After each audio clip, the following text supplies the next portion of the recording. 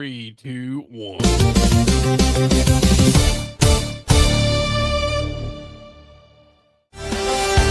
Welcome to the Unfiltered Sports Podcast, where raw meets real, honesty has no off-season, and nothing gets sugar-coated. Hosted by Todd, Maddie, Dominic, and Randy. This is the Unfiltered Sports Podcast. Hey, welcome into another NFL recap and show of pick'ems as you're welcoming into a very Christmassy, thanks to the producer to the stars, Unfiltered Sports Podcast, little viewing pleasure background. So you have the lights going on as it's that time of year, 'tis the season. And unfortunately, though, when we get to Christmas, as a lot of us youngsters or when we were young, look forward to Christmas. Christmas means one thing in the NFL, means the season's almost over. So playoff positioning is taking place as we speak. There's going to be a couple more. Saturday football. Yes. Exactly. And a lot of midweek games are going to start disappearing. We're going to get that Saturday football, and we're going to get into a lot of it because we've got a lot to talk about.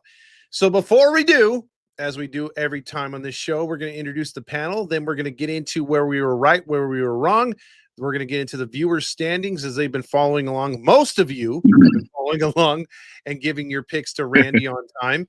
And then we will get into the recaps of every single game, good nor bad, and then the pick'em. So that's the itinerary for the show. If you're new to the show, please like and subscribe, leave comments because we love reading them, and we will interact with you as the show goes on. So with that long-winded startup, Matt, how are you doing, sir?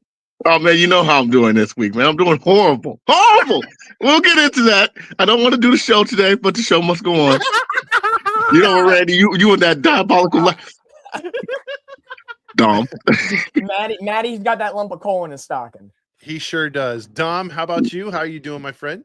Oh, it's a blessed, faithful day. And you know what that means. It's a faithful day. Oh, here we go.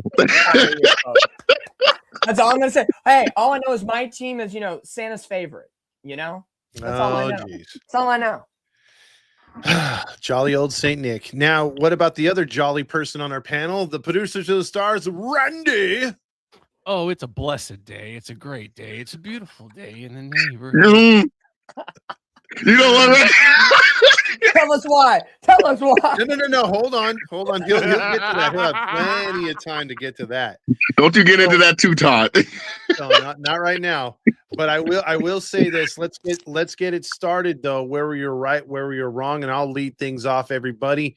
And I'm going to tell you where I was right, and I went with the Bears. Yeah, I'm not going to. I got a lot to talk about my boys on my hat, but.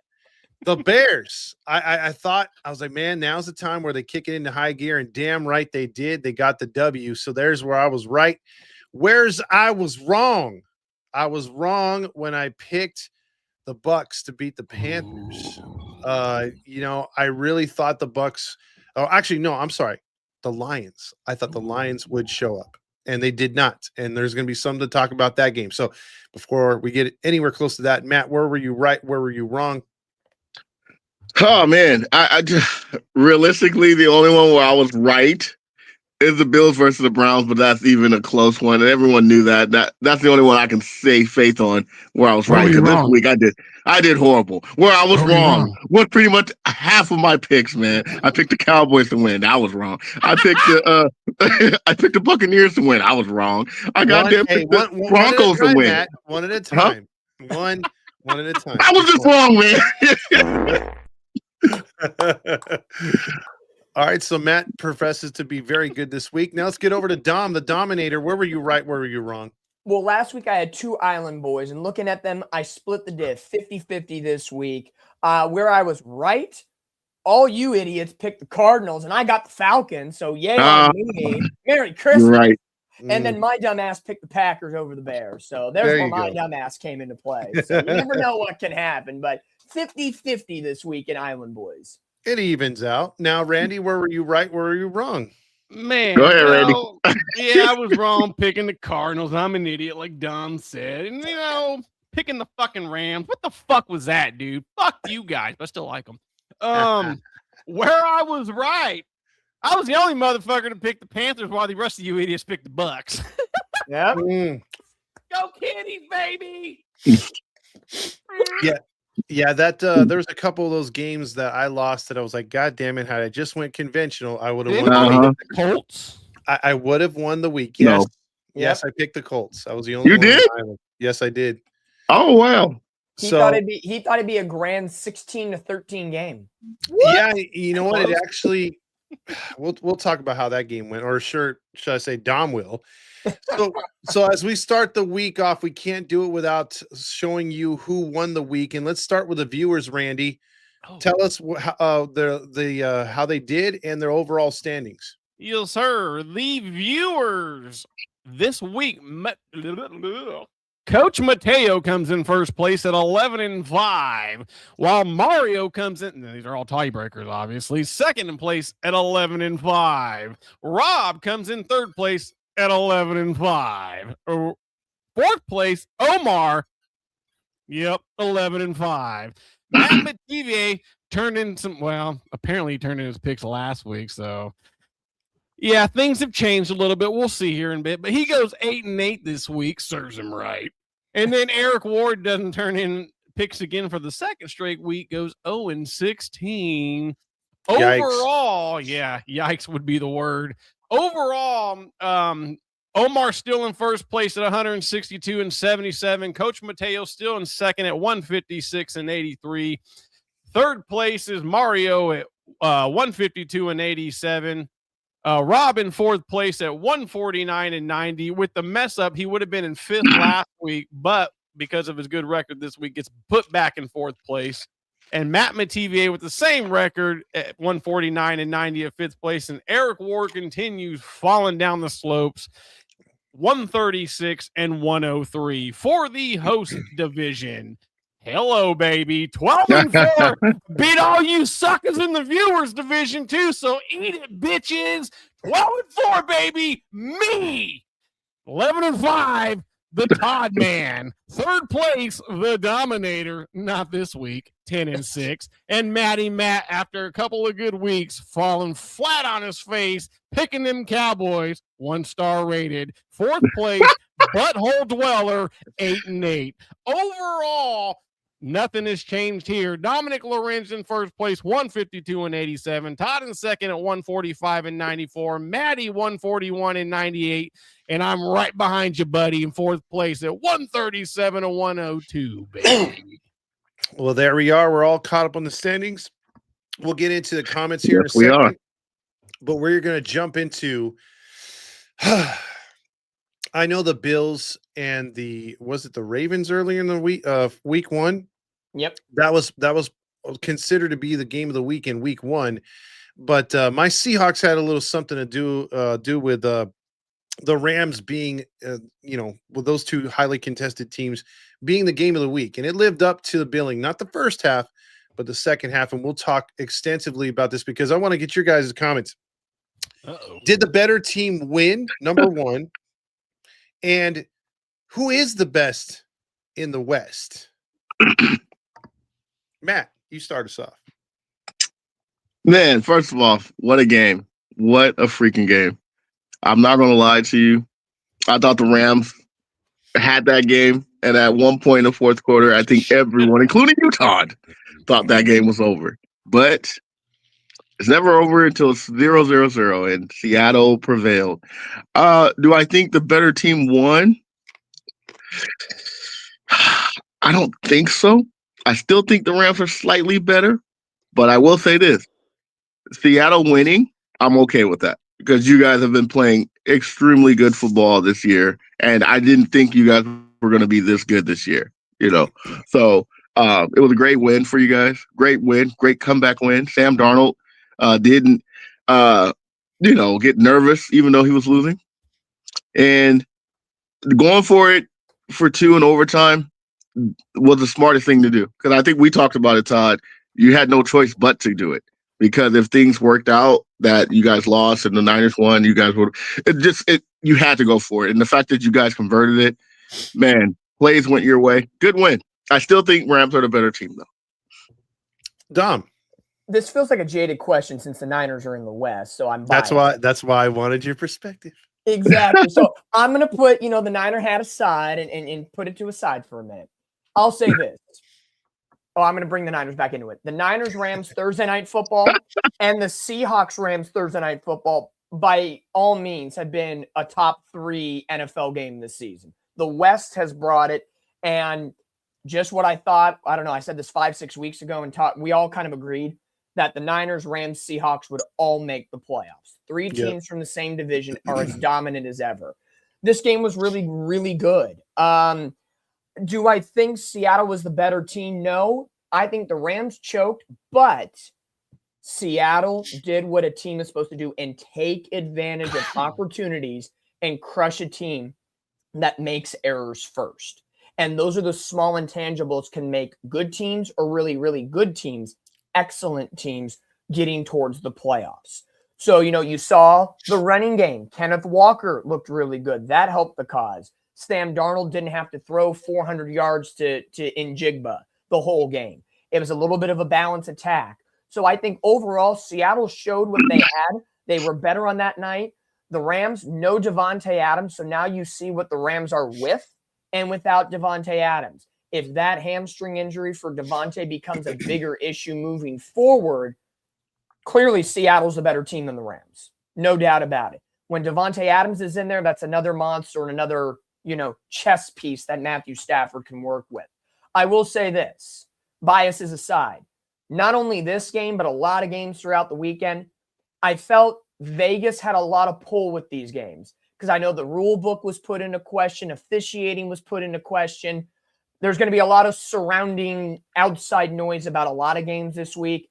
And I know with the whole 2-point conversion play and so on and so forth, there will always be drama around these games at this point and pinnacle of the year with so much on the line.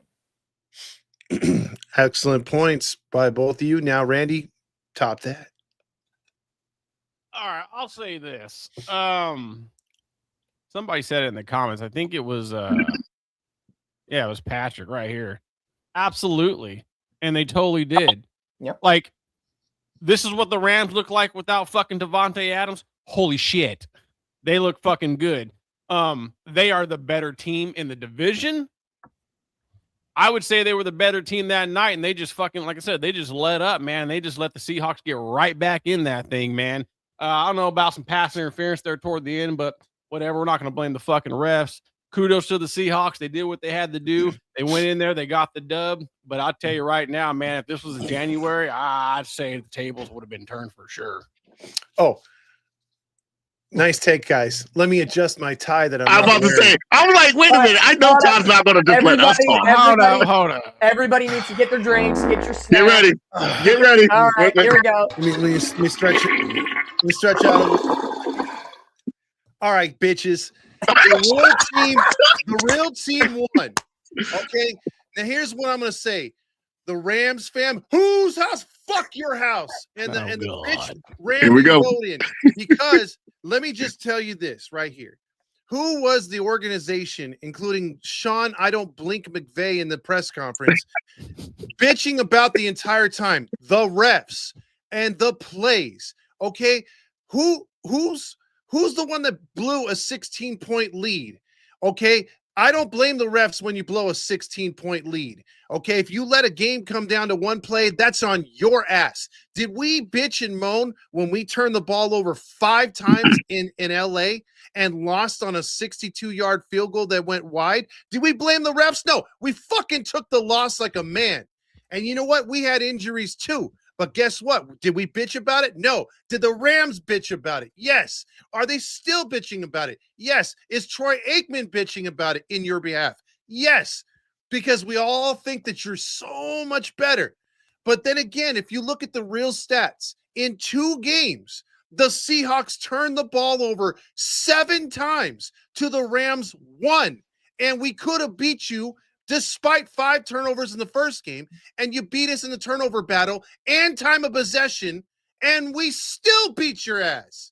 So again, I don't want to hear no excuses. And to me, the real team has won but we're a year early. We're not supposed to be this good. That Agreed. should be more scary to the NFL. Not the fact that the Rams are doing what they do. McVay and Genius McVay gets the best out of anybody. That offensive line, great. Stafford, great. Weapons, great. Nakua, great. Where I could criticize my boys, why the fuck are you playing zone on Puka Nakua? Why are you letting him just get in between and letting pansy-ass side pieces take up all your defense, and you let Nakua do whatever the fuck he wanted to do? It was ridiculous. And then you couldn't stop the run. So despite the deficiencies, we couldn't get JSN open because the Rams did what they did and doubled the best player. And I'm sick and tired. I know I'm going long-winded, but this is the only game I'm going to elaborate on. Feel free. Suck it, baby. The thing I hate and heard all season and during the game was this just pleasuring the fact that Kupp was such a great addition. I said it since week one, our preseason show even. I said Cooper Kupp was a terrible addition. And they're like, oh, he's the piece that JSN needs. He's the decoy. No, bitch. To be a decoy, you need to actually do something. He's done nothing. The one play where he did make that catch. Listen to me, Matt. The one play that he made, and I got excited for a half second, the fucker fumbles. He fumbles like freaking Jake Paul or Logan Paul, whatever useless white boy that guy is that broke his jaw. He fumbled the fucking football. And so it's like, I can't even give that guy credit for a half a millisecond. He sucks. He's a terrible player. I wish the Rams would take him back. I would want nothing back for him. He sucks. He looks like he's a Logan Paul. He's terrible. Logan Paul. So my last thing on this game to play off of what Matt said, tremendous set of balls. Pete Carroll would have been like, no, let's punt. He went for it when he had to in fourth down situations. They made the right calls. They opened the playbook up for Darno in the third or fourth quarter and also in overtime. The defense has played well, but to go for it in that 2-point conversion, because usually Al Michaels is as senile as an old 20-year-old dog. But for some reason, he was on it this Thursday. And he said, you know what? If Seattle takes the tie, it's bad for the overall season. Like, you might as well give the division away. They've got to go for 2. And he's like, here comes the drama. And he was right. And they threw it to the fourth read on that play. So kudos to Sam. Kudos to the team. Great win for the Seahawks because, again, this was one I was chalking up to, God damn it, we can't beat the Rams. And you know what? I told Steve Elise when we were down 16, this feels like, again, if we lose to the Rams, we might as well lose to the Niners, because if you can't beat your own division, you don't deserve to be in the postseason. And if they just one and done it, I would have been fine, because you know what? They're not worth being in the postseason. You might as well be the recards. So the fact they stepped up and got that W, I'm fully anticipating that dub in Santa Clara. I don't care what you say, Dom. We're getting that W. We're beating that ass. So there you go, baby. That's my rebuttal. You goddamn motherfuckers. If that 2-point conversion that was called went against the Seahawks instead of for the Seahawks, this would be a completely different rant. Completely different. I guarantee it. My screen would be black as we talk. Right? Completely different. Hey, I just want to say one thing, Todd. Despite the fact that he only has 2 touchdowns this year, I can't really glaze him like that. But when it was 2nd and 8 in overtime, and they needed to get the first down, who did they throw to get that 20+ yard catch and go out of bounds? You got to give that man some credit, Cooper Kupp. No. Look, again. Right now, he is so much in the minus. Like, if he was a hockey player, his plus minus would be minus 34. Like, he's so far in the minus, he had to make that catch. There's no, like, it's sort of like golf clap for when he does something. You know what I mean? Like, if he goes off and makes, and you deserve to give him a golf clap, Todd. Don't be disrespectful. You know what? You suck, but thank you for making that catch. You give him some kind of credit, man. You just bash him. Bash him. Listen, all I'm gonna say before we move on is we got that W, and that's all I care about. I don't care how we did it. And by the way, man, Shaheen is giving me some Percy Harvin vibes, but without the bitch attitude. I love it. Love it. So shout out to Sam Darnold, because he is actually a pretty good quarterback. He turned Minnesota around last year, and he turned Seattle around this year. Well, I bet you Carlos is missing that guy. And I know you're loving him now. All I know is that he learned from the 49ers when he was a backup, and he's taken what he's learned out to other teams. You're welcome. Oh, here we go, Dom. Here we go. Hey, Shut the fuck up about Sam fucking Darnold and move the fuck on.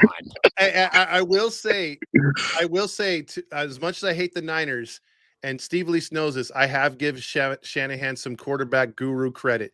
So yes, he does. There's a little bit of Shanahan and Darno. So, and it's Darno, by the way, Matt. I'm sorry, Darno. Even if we have Lombardi, it's Darno. Sam Darno. There's 14 other games to talk about, you guys. You're right. I had to give it to the Rams fans. I'm just saying. So moving on, we had 2 Saturday games. One was ass, and we'll blow through that one real quick, just like on a. Well, never mind. So we had the Eagles going in to play the Washington Woke, and this game featured 2 quarterbacks for the Woke that weren't scheduled to play in week 1. Daniels being out, Mariota being in. He would leave, and that would bring in the third string quarterback, who I even forgot who it was, but he was basically a career backup. Then the game turned on that. The Eagles won 29-18. They got another 130 yards from Barkley. It seems like when Barkley does this, the team does that, and they win. So were you guys impressed, being the question, over the Woke, or was this just they had to do this? Of course, I wasn't impressed because the win officially eliminated my boys, but it was one of those games where you just knew it was going to happen. I give Washington a little credit. They kept it interesting early, but then afterwards, the Eagles did what they were supposed to do and just wiped the floor with them. And they didn't even wipe the floor with them that bad. They kind of still took the foot off the gas and still made a convincing win. But I'm not impressed, but I got to give credit where credit is due. This is the first time in over a decade that the NFC East have a back-to-back champion, and I have to give them credit. They deserved it because my team sure didn't. So shout out to Teamer 20 and you goddamn Eagles. Ugh. So you're not Cal putting me on blast like that. You know what? I hate it, but give you guys credit. Go ahead. You deserved it. Worse, you could be a Jet fan. You know what, man? It feels like I feel like a Jets fan right now. It's been 30 plus years, man. 1995. I was 8. It's like going from the Angels in baseball season right back into the Angels in football season. Correction, 2 decades. I forgot. It's been 2 decades, yeah. Since 2000. Randy's Groundhog Day. He's Bill Murray. You know what, Randy? You know what? You're disrespectful. You know, Randy, you like when I'm feeling miserable, man. I noticed that about you, Randy. Go ahead, Dom. Man, no, I'll keep it simple on this one. The Eagles did what they had to do. Barkley and A.J. Brown over the last couple of weeks have looked better moving forward, which is a good thing for the Eagles. It wasn't belt to ass based on the score, but you break down the box score and a bunch of other things. It was pretty good. So Eagles 10-5, they're pretty much at this point locked into that 3 seed. So they're going to host, they're going to do their business. We'll see how it goes down, but definitely a game that I fully expected it to go the way it did. Yep. Randy, what are your feelings? What did Randy go? Oh, I'm not impressed. I mean, you said Washington down to what, their third stringer? I mean, I was surprised Johnson 18 points. I mean, I guess they got a decent running game. Philadelphia, I mean, I think they won the division like Teamer said, so kudos to them. Like I said, they had to do what they had to do. I'm not impressed. Washington has just gone down the fucking drain this year. I don't know if it's been down here or maybe if this is who they truly are, but I don't know, man. But I'm not impressed. So, question for you guys: do Dan Quinn keep his job? Because we know his track record. He can keep. He have a good season here or two, and then after that, just shoo. I think he's an excellent defensive coordinator, but head coaching, I don't know. What do you think? That's what I'm saying. Because like last year they won the division, right, and they were in the playoffs and all that. But now this year they look like dog shit. I mean, that's what I'm saying. I don't know if last year was a fluke or if this is who they truly are. I guess you could give the cat one more year and find out, I guess. I don't know what Dan Quinn's deal was when he got to the Commanders, but you definitely give him another year. You didn't have your quarterback for the majority of the season, injury after injury. Terry McLaurin was out a lot. That defense is not really that good. So I think there's still framework because last year the Commanders were well ahead of the curve than we thought. They were 2 or 3 well ahead above that window. They were healthy too. This brought them back down to reality. So I think you're still on that rebuilding trajectory. To me, Quinn's got 1 to 2 years to prove himself. More so probably 2 because it is more of a younger core with Jaden Daniels in the mix. I agree. Yeah. I agree.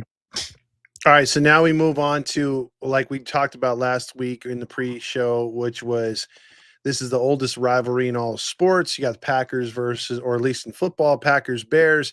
It's tradition. It's black and blue division.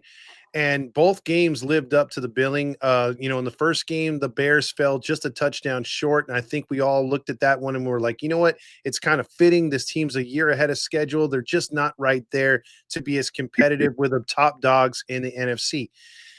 I think we've been wrong since then, and the Bears keep chugging away. And this game kind of looked like a rebrand. It looked like they were going to blow it at the end and lose just by another touchdown to the Packers.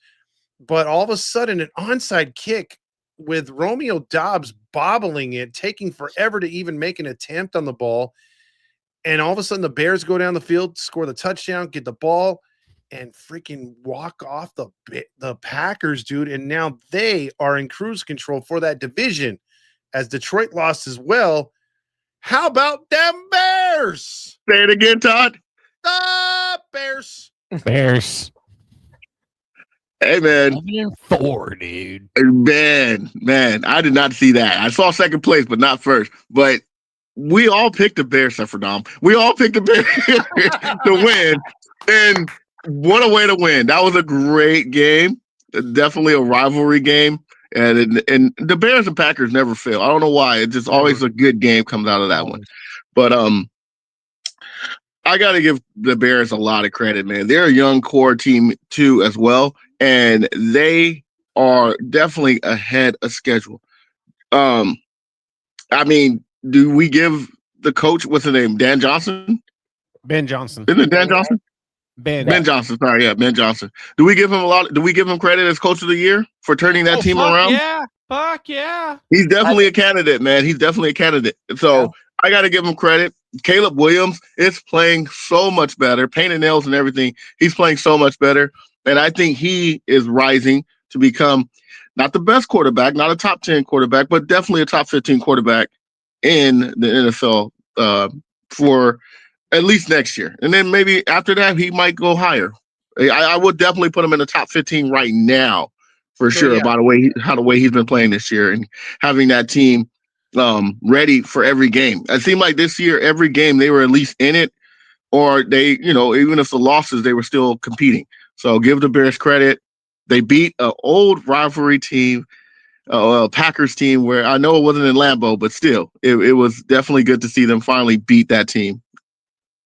Yeah, no, this game was very similar to the Rams and the Seahawks, that interdivision battle that had so much on the line. I took it as this way. Jordan Love gets knocked out in the first half, completely changes the complexion of this game. Honestly, my opinion, Jordan Love stays in this game. I think the Packers win. And I know I've said some things about Jordan Love throughout the season, how he's not top 10, not top 15. But there's just a different way to manage a football game that Malik Willis, even though he kept the Packers alive, got them down the field and did what he had to do as a backup. He played good. He played very good, kept a lot of plays alive.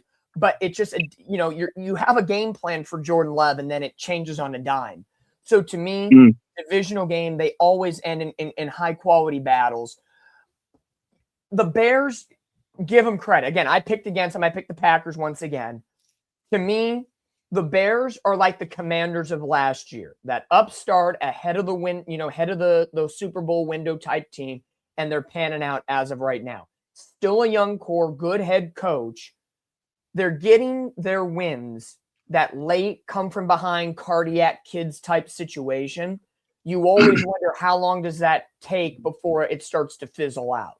Right now, they're keeping that as steady as possible. So it kind of really just depends at this point how they manage their offense and defense and really just keep that balance of their entire scheme. So right now they're doing a good job. Ben Johnson, I would agree, is definitely coach of the year mentality. To me, it's between him, the Jacksonville Jaguars coach in Liam Cohen, and probably for hell of a conversation's sake, Kyle Shanahan and the Seattle Seahawks head coach. I'd say those are your top 4 coaches this year with everything they've put in. But definitely, I think Ben Johnson is a runaway favorite for the Bears, completely taking them from last to first, because I think the Vikings were not that bad last year. They made the playoffs. So when you go last to first, I think that's a big calling card that you're doing something right. And I think the biggest thing for the Bears, everybody is buying into Ben Johnson. And it was almost immediate. So props to the Bears. The Niners are going to have a lot to look at on tape this week. We'll get into that once we do the pick'ems. But Sunday Night Football is going to be fun. I think the Niners are going to enjoy this battle. Randy? No, I can agree with Dom on that one. I think if Jordan Love plays the rest of the way, I think Packers squeak this one out. But I'm not going to take anything away from the Bears. I mean, they fucking showed heart. They played gritty. I mean, Caleb Williams, dude, like, I'm really impressed. I mean, they got a coach in there who's, like I said, he's turning around this franchise. I think Ohapi is lame said that not only is he turning the Bears around, the Lions are missing him in the process. So, I mean, the Bears, I don't want to take anything away from the Bears. The Bears are a fucking good team, man. It's just, when it comes to these NFC North games, like, especially lately, like it could be a toss up. You know what I mean, man? They're always close, hard fought. So, but I give the Bears a lot of credit, dude, man. And now they're just in control, baby, in control. That's true. Except Minnesota, they're the recards of the NFC North. So, well, shout out to Carlos. We move on to the next Lord. game.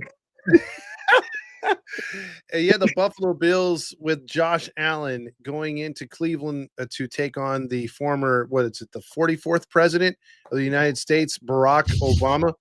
Barack Obama got the start and played decently, went 20 of 29 with his gold chains, 157 and a touchdown, but not enough. Too many unforced errors and some turnovers there. And the Browns, though, defensively, come up short, but they played a hell of a game, keeping the Bills to only 3 points in the second half. This is why, like, with the Ravens being down, the Chiefs being down, you look at what should be the runaway team in the AFC, being the Buffalo Bills, but not so fast. You got the Patriots, you got the Broncos, and you got the Jaguars, who I think right now are better than the Bills. Do you guys agree or disagree? What? Jaguars. You gave Jaguars credit? I'm just saying. What? You look at where they're at now, and I don't know what's more shocking. You giving Shador a little credit, or are you giving Jaguars credit? I'm shocked. Who are you? I'm just saying. It is the season of giving. Yeah, I guess so. No, I mean, the Bills didn't play that great. They dang near lost. Josh Allen didn't have the greatest game, but when you got a James Cook as a running back who can save you, you ain't going to always have a good game. James Cook held it down. That defense of the Browns held them to only 23 points, which is actually pretty good. But good teams find a way to win, and they found a way to win that game. It was 23-20. So I don't know if that's not a good sign, but it also is at the same time, because, like I said, good teams find a way to win. But for a team like the Browns, who are only 3-11 at the time, you should have blown them out, because you got other teams still trying to compete for that first number one spot. So not an impressive win, but a win nonetheless. Yeah, I agree. I think to your question about Jags or Bills, who's better, I think in the regular season, Jacksonville would be better. But right now in the AFC, if the playoffs started today, Buffalo's going to Jacksonville in that first round matchup. Yeah. And they'll beat them. And like Teamer was saying in the chat, Jaguars are untested, Bills are better. I think playoff Josh Allen, playoff Buffalo Bills can reach into their back pocket, pick up some notes, and kind of deliver in a different manner.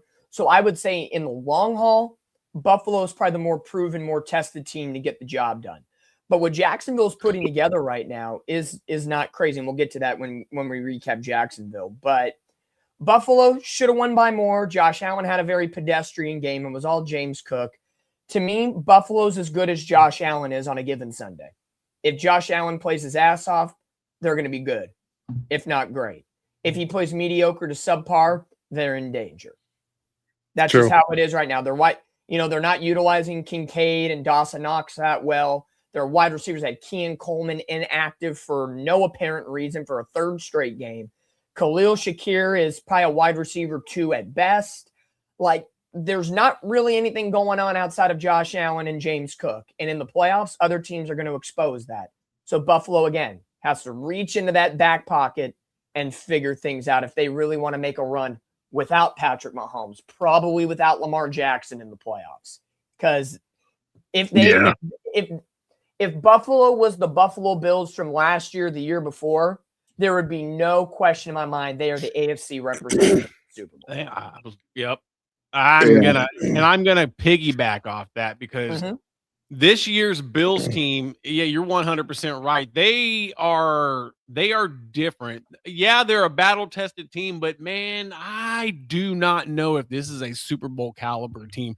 You're talking about this same team who lost to the Falcons earlier in the season by double digits. You're talking about a team that lost by what, 16-17 to the Dolphins? Yeah. 17. Yeah. So, I mean, the Bills are good. Don't get me wrong, but I don't know if they're that good. And by the way, the last time they won 4 in a row, they lost 2 in a row. And they got the Eagles and the Jets coming up. Oh, baby, let's go. I think they'll beat the Eagles because the Eagles their ceiling is reached. They won the division, that they're set. So I think the Eagles don't really have much to play for.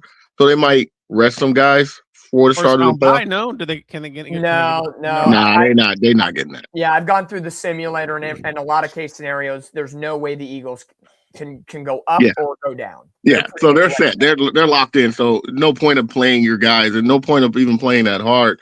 I mean, yeah, you want to play every game like it's your last, but you also want to keep your guys fresh and ready for the playoff. So I think the Bills will win that game. But I will say this. If the Bills win out, this is their only opportunity to win the Super Bowl. And I say that because every year that window keeps closing and closing and closing. Last year was their best year, and they still ran up to a Patrick Mahomes, and I don't know, that's their kryptonite. This year, there's no Lamar Jackson, like you said, Dom, because I don't think they're going to win the playoff. There's no Patrick Mahomes, your nemesis. So this is your golden opportunity. It reminds me of Peyton Manning when there was no Tom Brady. This was your golden opportunity. If you don't win this year, dang it, I think it's this time that the Bills are cursed, and we have to admit it, because this is your golden ticket right here. Man, if Josh Allen does not find a way to win it all, he might have to go somewhere else. I'm just saying. Oh, that's a pretty damn hot take, man. But I don't see Josh Allen wearing any other uniform. He gotta go. He gotta go. This is his best opportunity, man. No Lamar Jackson, no Patrick Mahomes. Who's in your way? All these guys have not proven themselves in the AFC. Trevor Lawrence is probably your most veteran presence. He's made the playoffs a couple of times. Other than that, Bo Nix. Aaron Rodgers. I just feel sorry for him because if he makes the Super Bowl this year, we're going to pound him in the Super Bowl. Seahawks all the way, baby. So let's move on to the next game. And how about them Cowboys, shall we? Cowboys get eliminated somewhere in the city of Irvine. There's a young man, almost 30, wearing a monkey outfit, and he is celebrating this victory. Matt Bestie. Let's bring him in. Rally, Chris, come on. Man. Hey there. No, he better not be on the show. But Rally, I'm surprised we don't have a graphic or something, because wasn't there a bet between you two? Oh Yes, yeah. it was. Hold up. And I fulfilled my bets. I had to post myself in a Chargers uniform for that day, and I posted on my social media, on my Facebook and Instagram, and I had got so many comments saying, "What the heck? Are you switching teams? Hey! Hey, Hey, Maddie, what's were that you say in? in the background? God damn. God damn. You know what? I didn't even All notice that that in the money we background. I was so spending on disgusted of billboards, having. we could be feeding the poor. But talk about this game. The Chargers dominated time of possession. This did not feel like a Cowboys team that, No, again, I think Matty said it best earlier in the year. He said the Cowboys are Jekyll and Hyde, especially on defense. And again, they can come out and play really good against certain teams and then just look like crap. And I still don't believe the Chargers are anywhere close to where we thought they would be. And and the Chargers, looked like they're supposed to be where they're supposed to be, and they won easily 34-17.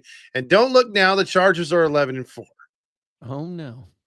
my team is definitely hide when it comes to defense. They hide for sure. Man, that team, my Cowboys, man, and I was on the island. I thought my streak would continue, but I failed miserably. My team is horrible. There's just no way to say it. I wish we lose the next two games so we can have a decent draft pick at this point because there's no point.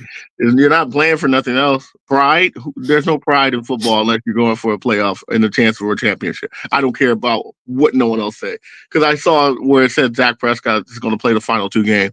I'm going to fight, man. I'm going to fight for my team. Man, fight what? Just I haven't had pride in football in 15 years. man, just sit your butts down and take the L's so you can get a better draft pick. Because we did this last year.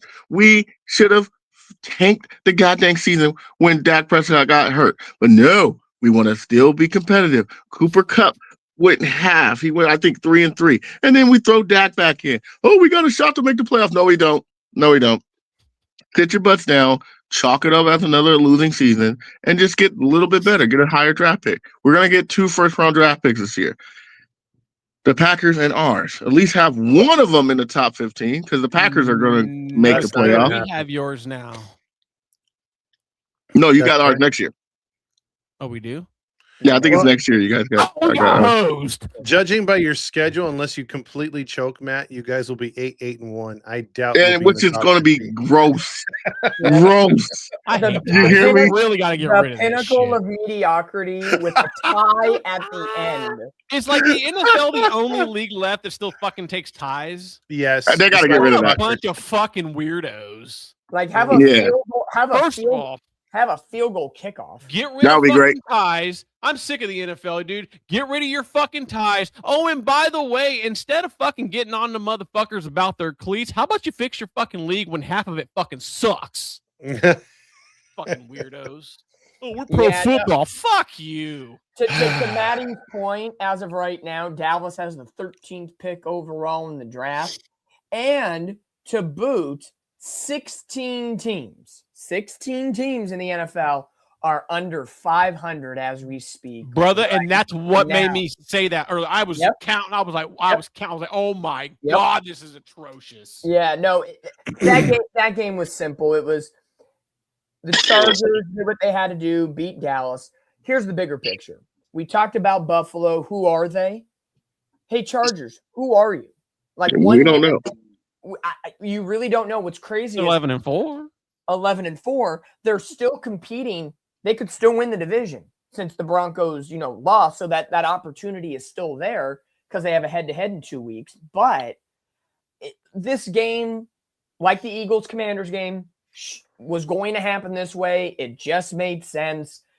Dallas is falling off the page. Sorry, Maddie. It is what it is. What it is. It is what it is at this season. The Chargers stood on business. I want to say one last thing about this game. And, I predicted the division the way it's playing out. I said in the preseason, Broncos 1, Chargers 2, Chiefs 3, Raiders 4. Everyone was like, I don't know, Chiefs, but that Super Bowl hangover, baby, that is real. We're not And, complaining though. We're not complaining. Oh, we're not. We're not. I'm just, like everyone on this panel, when they're right, everyone on this panel tends to be like, yeah, that's me. In Yeah, show, you did. terms, I think you did. You were the only one that picked Chargers #1 this year. No, I picked Broncos number one. I mean Broncos. Broncos #1. Yes, Yeah. sir. come on. In show terms, that's called stroking the ego. Absolutely. It feels good. Feels good. I'm just not doing the Deshaun Watson version of stroking the ego. I really need to go back to that Hello. first episode and see what we all Hey. said. Now let's move on to a game, and I only got two things on it before I pass it off to the panel right here. And that's the Chiefs taking the loss, and they have news that they're going to be moving out of Arrowhead Stadium to the Missouri side, I think, or That's Kansas City. crazy. Oh wow. Yeah, they're out of there. The Titans. Okay. Now they win the game. This is their first home win. And I've been saying all year Cam Ward's a bust. And guys, look, they won a game that they're supposed to win. I mean, they were playing the Chiefs without, I don't even know who their quarterback was when Minshew tore his ACL. That's crazy, man. Yeah, but I will just say this, fellas. Cam Ward came off demanding to ownership that he wants to be involved in the next coaching search. Who the fuck are you, bro? You've done nothing. You've done nothing on a 3-12 team. You're all, hey, I want to know who's the next coach of my team, bro. Do you have a C on your jersey yet? I mean, I don't understand. The Titans, man, they're so far from winning. I always thought the starting quarterbacks were a part of that. Like, not have a say, but I just figured they were like in the conversation of just. Yeah, you would think that. Yeah, but just demand it though. Like, who the fuck? Yeah, you shut the fuck up. Don't you need a resume first? I get what you guys are saying, That's but this fair. guy, That's fair. Not in the league now. It's an egotistical Yeah, league. that's a good Rookies point, want dude. hundreds of millions of dollars. The veteran, please. These guys are already coming in now with fucking millions of bucks now, dude. Hence why it all stems all the way back from high school and college with that damn ass NIL. Yep, that's true. Egos and big headedness start early. Early. Absolutely. Any comments on this game besides that? Now, Kelsey, No real comments. I mean, Kelsey's gonna retire. Kelsey's got to go. It's just crazy that fucking Minshew tears his. I mean, it's not the same situation, but it reminds me of that time when fucking, oh God, it was when Chad Pennington went down. He fucking blew his rotator cuff for the second year in a row, I think it was. And then Jay Fiedler comes in and the very next play does the same thing. Yeah. It just shows how bad the Chiefs are without Patrick Mahomes. It's like they don't practice with no one else. Well, didn't seven It's like the Ravens, they are built around one guy. Yeah. Didn't the Chiefs have 7 defensive starters choose not to play? Yeah. No so shit. they chose to quit. So that tells me about their culture. Oh, when we're not winning and we're not relevant, we don't give a That's a good point. I didn't even realize that. Yeah. That's a good point. But if we're winning, we're responsible. But if we lose, I had nothing to do with it. Bullshit. Why wasn't that called out? Because to me, that's a huge story. I would kick him off the team. Hey, I'm clipping that and posting it. I think I didn't read fully. I think some of the 7 had like questionable injuries that were like not even ridiculous, but they're like, oh, I'm injured, I'm out. But you mean like, really but if they were playing for an AFC championship game, yeah.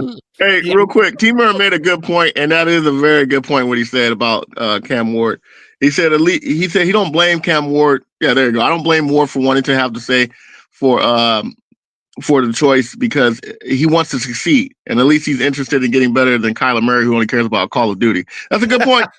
That's a good point. I got to admit, like I said, I feel like the quarterback's already in that. You're never gonna have the fucking any kind of say of like who's gonna fucking coach. The GM's not gonna be like, oh yeah, but at least put your input. Take my job, bro. If you're a number 1 pick, I get it.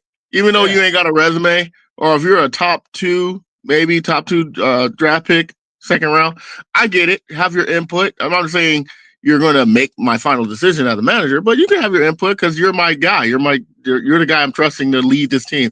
So I would definitely like your input. So for Cam Ward to say it, at least he wants to win. So gotta give him some credit. Better to ask be a part of the new coaching hire than after his first year, in the midst of his first year. I feel like I need $50 more million out of my contract. Oh God. Last thing I got on this is as far as the Chiefs players choosing not to play, it just reminds me of the Mike Trout syndrome in September. Oh, nothing to play for. Mystical injury. I'm done. I'm going home to the wife to have more sex.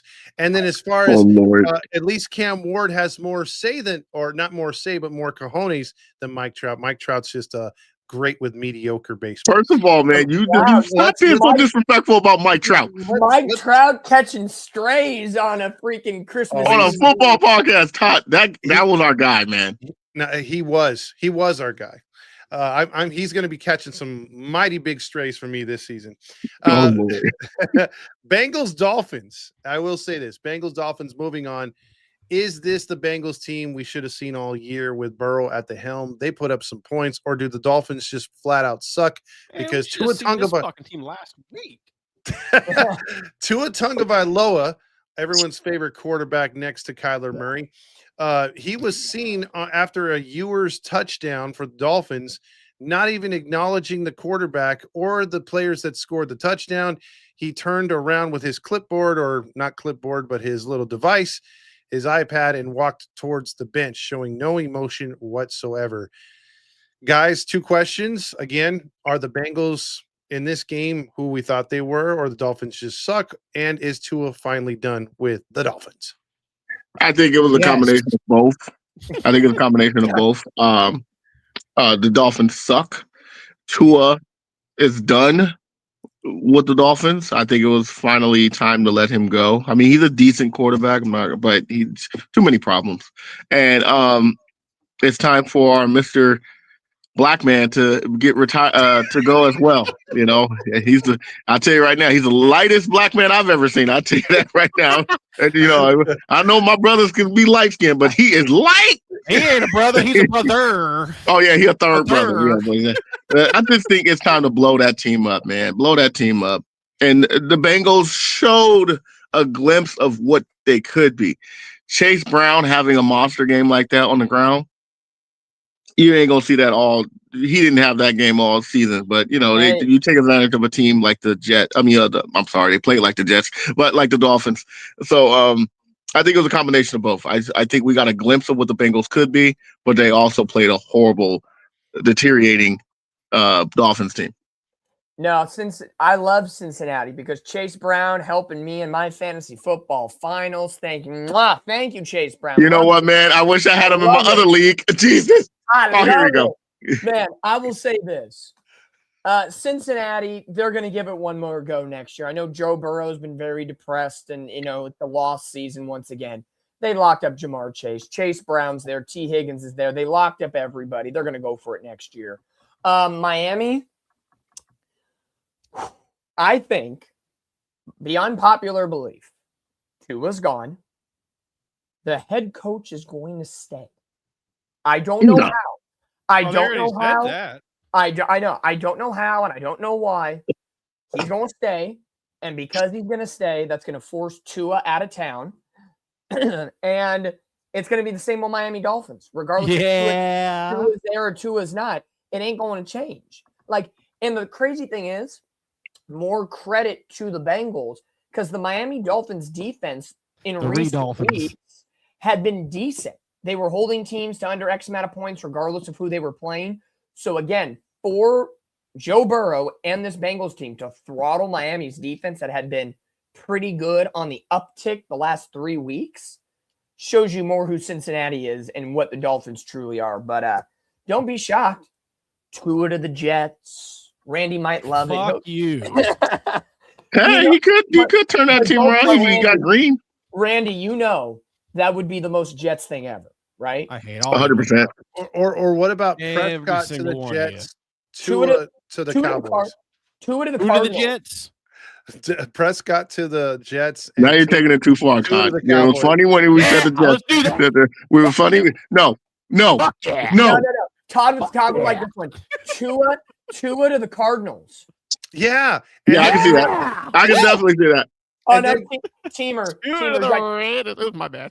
Tua to the Raiders. I can see that too. I can definitely see that too. He's definitely not going to be back next year. Actually, Smith is gone, dude. Nino's gone. I could literally see the little Kyler Murray and the big D. Whoa, Whoa, whoa, pause. whoa, Pause. whoa, whoa, whoa, It's a whoa, tripod. whoa, whoa, buddy, whoa, no. Whoa, my whole silver. The only person I wouldn't mind seeing in Dallas is goddamn Joe Burrow. That's it. That's Might not happen, but I would love to see that. Kyler Murray to the Cowboys. Riley Chris, you're so I disrespectful. swear to God, you got a Kyler Murray, you'd be on this podcast playoffs. I promise you, you're such a homer. You such a homer. You Yeah, like you know when what? the Jets go on a 1-game win streak. If we got Kyler Murray, I'll have to see the first season. If he does pretty decent, I'll be like next year playoffs. Yeah, I would take Dak Prescott 100 times over Kyler Murray. I would Goddamn too. right. You I got that would right. too. And I'm 100%. You got that right. 100%. Now, I'm going to be easy on Randy's team here. They went into New Orleans, so I'm just going to ask this question. Is the Tyler Shah is that experience real? Is he really balling out? And are the Saints like doing the right thing, trying to find themselves this late in the season to screw up their draft pick? No. Or are they doing the right thing and trying to get their mojo together? Because either way, their cap is shit for next year. Yeah. So, because I think Randy brought that out last week. Yeah, the cap is messed up for next year. I think the following year too. I don't, Shah, whatever his name is. Yeah, he's actually doing pretty good. I think it's a combination of teams don't have any tape on him, and he's exploiting and taking advantage of the fact that they're not preparing for him. You don't know what he's going to do. He's going to run it for 10 yards. He's going to throw. He's pretty good. But I also think they're screwing their draft picks because their cap is so bad. You're going to have to draft and do good in the draft in order to get better for the next year or two if you want to compete. Now, if you just want to draft, some players here and there and just try to be mediocre, then continue doing what you're doing. But I think they're shooting themselves in the foot because, like Randy pointed out, they ain't got no cap. Can't make no trades. You're going to be losing money, if anything. So just draft high, man, and wish for the best. And go from there. But he's playing pretty good. Yeah. No, Saints have look really nice. 3-game winning streak right now.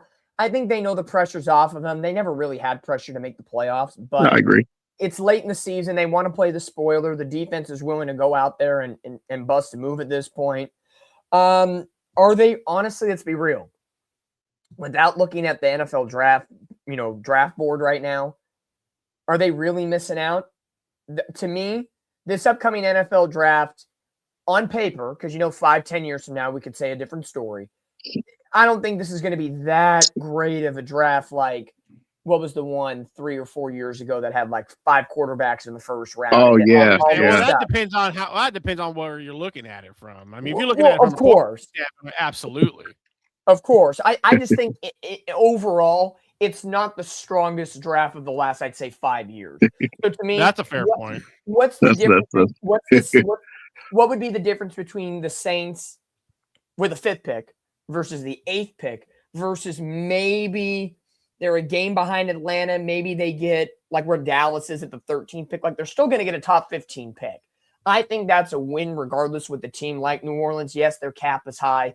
I'm sure they'll find some ways in the future to cut some cap. Maybe Kamara's gone or whatever. But I just don't think this 3-game winning streak is hurting them enough where it's like they had a top 5 pick and now they're picking 23rd. True. I will say this for the Saints. Mm-hmm. And also for some of these teams that could really use some defensive help. You're right, Dom, in the sense of it's not the best draft of probably the last 5 years, but I will say this: it is going to be a good defensive draft. I mean, if you're looking for edge rushers, you're looking for some cornerbacks, this is going to be the year right here, guys. And that's what we need. Yep. You're right on that one, Randy. I'll give you credit. But speaking of this game, I saw it coming. I mean, the Saints are the better team currently. The Jets are so fucking far behind. I mean, some people think, we're gonna go get fucking Mendoza and we're gonna start competing. No, the fuck we're not. We're like 2-3 years away from fucking competing. I mean, you see our defense, man. We fucking suck. So we better take advantage of this fucking draft. That's all I gotta say. Get your quarterback and then go in those other rounds and just go defense, man. Because we got an offensive line, we got running backs, we got money if we need to get, pay Brees or what the fuck ever. But I mean, the Jets, there's really not much to say. The better team fucking won, and it was never even an argument whether the Jets were going to win this game ever. That's at true. any point. Yeah, that's tough, Randy. I wish the Jets better success for next year because this year has been cooked since almost like quarter way. They may win 4 games next year. We'll see. Well, I don't know if you guys hear that in the background, but that's JJ McCarthy getting injured again. The Vikings and the Vikings are a dumpster fire, and they're 7-8, which is incredible. But that team, dude, we're not going to talk about the Giants because Giants need such an overhaul; it's ridiculous, and they're dealing with a lot of injuries. But they lose at home, 16-13. Guys, I'll just ask this question because this game was a snooze fest from start to finish. Are the Vikings, I know they have a good coaching staff. The GM's taking a lot of heat. Does he get fired, or do they stay the course and try to retool, or do they blow it up, fire the dude, and try to start all over and build around the pieces they have in place? I mean, that's a tough one to say because they're still they're 7-8 despite the injuries and despite the quarterback change this year. They're still 7-8. It's not like it's not a great season, but it's not a horrible season. And, and they're still young. So I don't know, they might give him another shot. It's 50-50, really, because like I said, it's not a horrible season and they probably want to see what he can do next year. But that's what I think. I think they might slightly give him another shot. To me, because you have JJ McCarthy as a rookie quarterback, I'd blow it up. Have him be a part of the rebuild. If you really believe in JJ McCarthy, let him be done for the year. He's probably out with the hand the rest of the way. Let him heal and let him be a part of this rebuild. And I'm not saying that because Justin Jefferson's going to be a Niner next year, but I really believe the fact that they really don't have a running game, right? Aaron Jones, Jordan Mason, even though Mason was decent as a Niner, the running game hasn't been anything crazy. Justin Jefferson has been effectively doing nothing. Jordan Addison's TJ Hawkinson, who, like, their offense is in shambles. Their defense has looked good at times, so you could still keep some pieces on defense, but I would rebuild and break it down, especially offensively.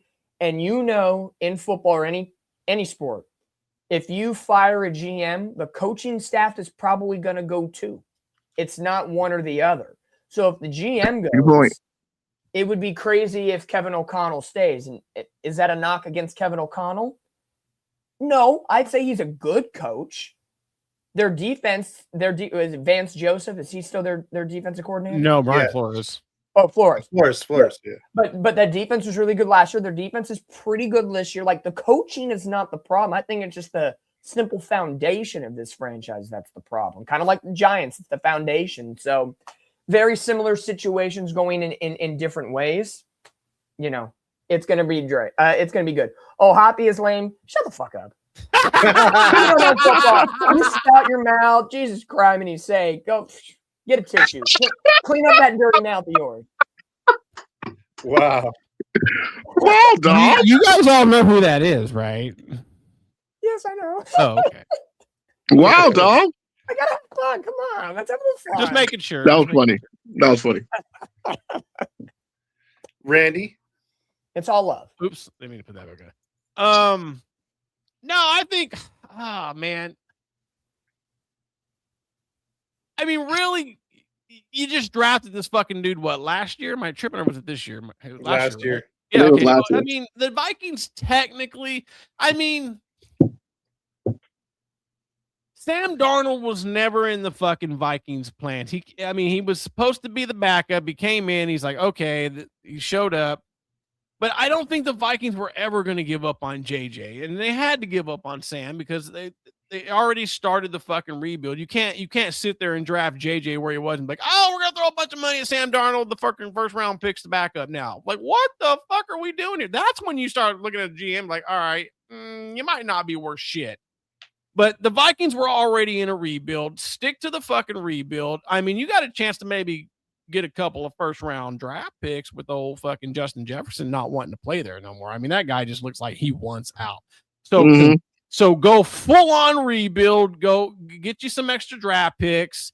Start putting some extra weapons. Start rebuilding this offensive line around just JJ McCarthy. Keep his ass upright because I mean he continues getting hurt. I mean, fucking the rebuild's gonna be for shit because he's gonna be fucking done. He's gonna be fucking David Carr, all these other Zach Wilson all over again, dude. And you don't want that. So get him some fucking help. You do what you got to do. Bite the bullet on Justin Jefferson. You don't fire the GM, not 2 years into a fucking rebuild. You don't fire the coach who's shown he can coach. I think the one area where the Vikings may take a hit next year is on the defensive side because Flores is actually his contract is up this year. So and he's a head coaching candidate. So that's where I think the Vikings will take a big. Now, I wouldn't say maybe big step, but they will definitely take a step backwards on the defensive side. I really can't say what they'll do on the offensive side because, I mean, they got some question marks there, and they got to see if they can keep that fucking quarterback healthy, man. True. Now, guys, if I were to tell you this next team I'm going to talk about was once 5-1, and now in their last, 9 games are 2-7, who would you say they were? Say it again. They would be the Colts. 5-1, and now they are. They lost 2 out of their last 9 games, or they've only won 2 out of the last 9 games, and they're 7-8. There are only 2 things that come to my mind: the Colts and the Buccaneers, and I'm assuming it's the Bucs. You would be correct. The Buccaneers have fallen all the way down to 7-8. They are a game out of first place. Yeah. This team was a shoo-in, according to Landon. This team was not calling out names, boy. Okay, corrupt. I got receipts. I almost forgot about that guy. He just disappeared. Yeah, I wonder why. So the Bucs, the Bucs are a game out of first place. They've got to win out to win that division. All of a sudden that division, the driver's seat, they control their own destiny. The Panthers win 23-20. And again, it's what you've seen the last 9 weeks, which is the Tampa Bay Buccaneers seem to shoot themselves in the foot at inopportune times, taking sacks, fumbling, throwing stupid interceptions. Are the Bucs who we thought they were? Because I think we can all agree on the Panthers being ahead of schedule. I mean, they aren't who we thought they were because we thought they were the number 1 team in that division. I didn't. I think I picked Atlanta. But, man, I agree with you, Todd. At one point, they were a shoo-in for Super Bowl contenders at 5-1 early in the season. And what do we always say? November and October does not bring championships in football. December and January is when it's happening. So a lot of us jumped the gun. I think I was one of them. I thought the Buccaneers looked like a shoe-in for that division. I think I could admit that. But, man, the last few games, they have not been looking good at all. And I'm with Team Air 20. I wasn't a Baker Glazer, but there sure was a lot of them. Oh, they was glazing that man. And now all of a sudden, the team is healthy. Yes, you still need a little bit time to get your core back together. I mean, Godwin and Evans are back. And so I think that's not a factor, but something's going on, man. Something's going on bad. And this was their golden opportunity to take the lead and hopefully win the division. Now I think Panthers are going to take it and run with it, and they're a year ahead. Actually, they're just ahead because I didn't think they were going to be this good next year either. The one thing I will say is the Bucs need to start believing in building an offensive line, dude. Because they don't have one, bro. Yeah. I swear to God, if they had an offensive line, they would probably fix a bunch of their fucking problems, dude. That's a good point. Baker had more time to fucking throw. That's a good point. Like, you know, Cincinnati cut down on some of the stupid interceptions. Same thing with Cincinnati. That's a really good point, Randy. Tampa Bay and Cincinnati are two very similar teams. Very similar. Cool. What, guys, think of it this way. What does Detroit and Tampa have in common? Bad offensive line. They both lost their offensive coordinators that went to other teams, and the other teams That's are true. successing. And Tampa and Detroit's offense has hurt because Ben Johnson, aka Detroit, gone. Liam Cohen, the offensive coordinator of Tampa, in Jacksonville. Those offenses are doing good in Chicago and Jacksonville. Good point. Their former homes are failing. That tells you how important, hence why those two guys should be your top 2 Coach of the Year candidates. Good point. Excellent point. And again, Tampa Bay is healthy. By no means should they have lost that game to Carolina. That no is true. means. You had Evan and where's all this? Where's Mbuka? Hot the first 5 weeks. He has 1 double-digit fantasy point game since week 5. Yeah, it's crazy. Dang. He's been out of the equation. Problem. Yep. Dang. Hey, you know what? I was going to trade Jalen Waddle for him, and it got vetoed. So I'm glad it got vetoed.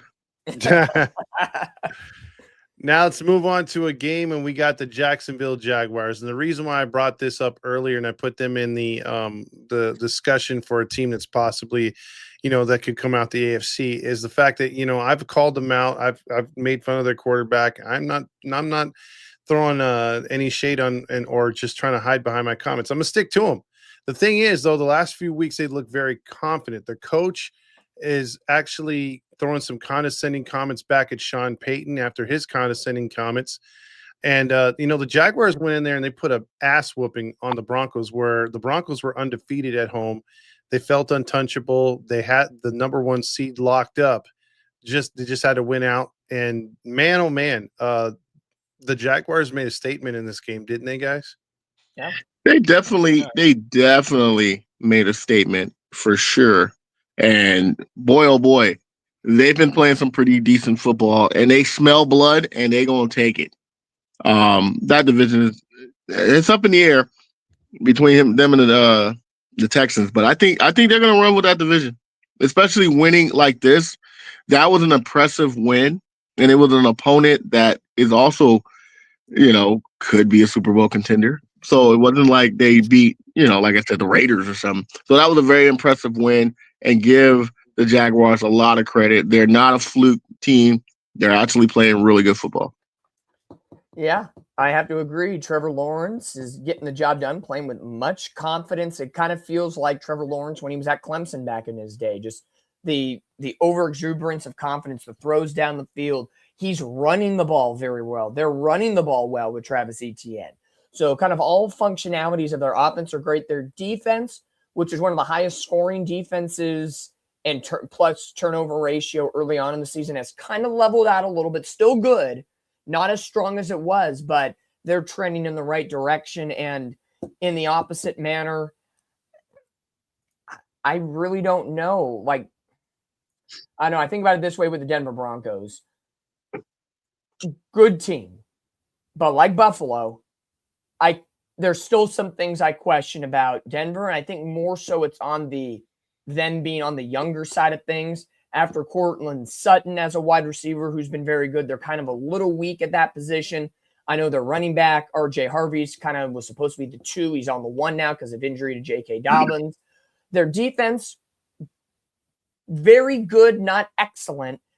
But it's Sean Payton. He knows how to coach a team. He knows how to get them in the right direction. So, I think just a really good game. And hey, the option I think is still Jacksonville. I think could still take the 1 seed. Yeah, like with the way things work out. But Jacksonville's deadly. I could see them sneaking in. Could they beat a Buffalo Bills in the first round? The way things are looking like right now, you could definitely make a case for that based on what we've seen the last few weeks. Maybe. I think you could. You could. Well, I'm gonna look at it this way. When it comes to the Jacksonville Jaguars, they are a really, really good fucking football team. I mean, their only losses, Bengals earlier in the season, but you can't really judge teams that early in the season. And they probably should have won that game. It lost by 4 points.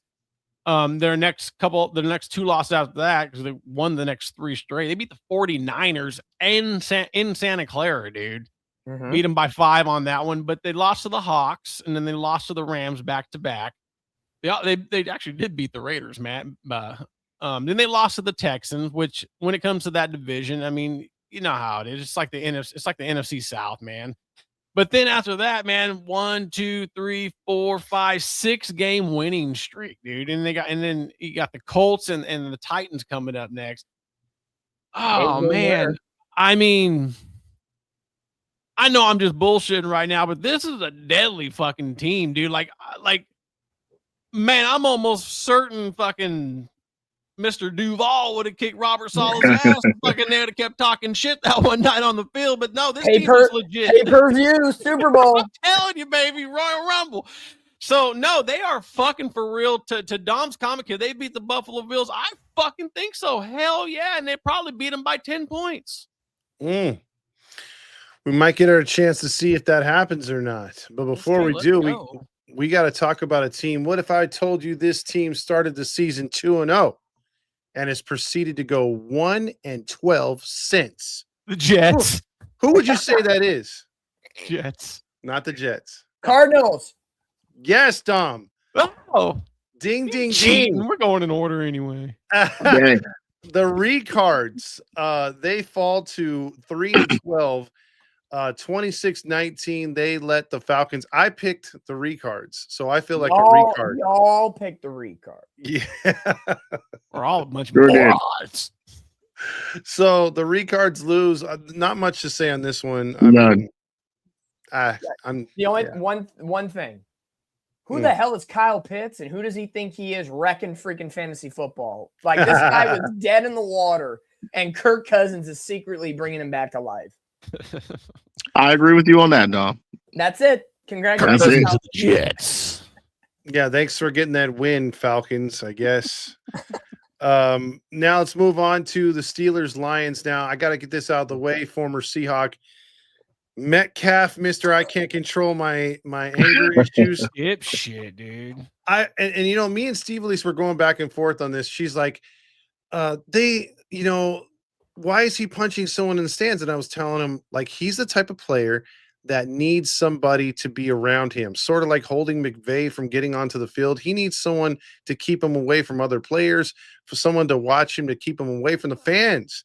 And did you see a teammate over there before or after that whole incident? No. Did you see any kind of coach, a water boy? Nobody. And I think that's the problem. She disagreed. She said no player should need that kind of treatment. I disagree with her because that fan, it came out, was baiting him. But he didn't say anything racial like DK said he did. Correct. Because there's footage that came out. Also, real quick, DK also fucking voided himself $40 million from that hit. He's gonna miss 2 games. He sure did. A suspension would void that guaranteed money. There was 3 different cell phone cameras that picked up no illegal language. There was also NFL Films mics that had the sideline mic'd up, and there was nothing. And so that lie in itself probably guaranteed his suspension. And boy, oh boy, this might be a one and done for DK. Oh, 100%. And it cost him $40 million, plus it's probably going to cost him another $100,000 when that fan sues the fuck out of him. Probably. Yeah. Well, no, he's not only missing the $40 million, he's missing, in game checks, like over 500,000 missing the next 2 weeks. So it's dumb fuck. And regardless of the fact DK is an actual decoy or he's a really good player, and taking that offensive weapon away from a 41-year-old quarterback that's trying to hold on to a playoff spot or playoff positioning could be a bad thing. But despite all that negativity is more bound on Detroit, because you guys were talking about it. Yep. The coach leaving, the offensive coordinator, and all of a sudden Detroit looks like a very mediocre team. They lose at home to the Steelers 8-7 on a wild final play. To talk about that play, we can give this one. I mean, I don't know. To me, it was the right call because a game can't end on an offensive penalty. But damn it, I wanted that to be a legal play because it would have been one of the coolest endings, right? Well, the craziest thing was, like I said at the top of the show, I feel officiating had something to do, like some of the call, like you had calls this week, like the 2-point conversion Seattle. When do you see that kind of play ever happen? Like once every 15 years, a play like the Detroit Lions play once every 30 years. Like it's one of those strange weeks. To me, I don't know if Amon-Ra St. Brown offensive pass interference. I don't know about that. It's again, we'll talk about it in a few minutes, but New England, Baltimore, the pass interference call that wasn't called, but Amon-Ra was offensive PI. Yeah, crazy way to end it, but Detroit should have never let it got that far. Yeah, they blew that game for sure. Detroit this year has done the beautiful saying, when you fuck around, you find out. Yes, 100%. Detroit is going to find out by watching the playoffs at home. Oh, they're definitely watching the playoff, man. Because they have one. I think the one scenario they have to win out, the Packers have to lose out, or the Bears have to somebody has to win out and somebody has to lose out type situation. I think for them to get the wild, because if I'm not mistaken, the Packers own the last wild card. They will have to lose, and the Lions have to win out. Something along those lines. Yeah, because I at this point right now, the Bears hold the number 1 position, and they're 2 games ahead. Yeah, so I don't know. Detroit is just a disappointment right now, and Dan Campbell's got to figure out the answers. But I think it all stems from losing your offensive coordinator. 100%. That rips their heart out. I know that when teams lose coordinators that are the heart and soul of that team, it can be very, very rough. 100%. I'm with you. Absolutely. Randy? Nah, I got nothing. Dom said everything I could say. I agree with Dom. Yeah, and our friend O'Hoppy is lame. Wink. Packers got to lose out, and Bears are in, so Packers have to lose out. Lions have to win out. So it's a matter of time here, folks. Well, because of the sponsors, I have to mention this game. So Raiders played the Texans. Texans won. Any thoughts? You got to say the Raiders, man. You got to say it like you mean it. Oh, yeah. Raiders. Don't strain yourself. Yeah, but that's how the Raiders played. Like they were taking a crap. So they almost won, though. Yeah, but still, man.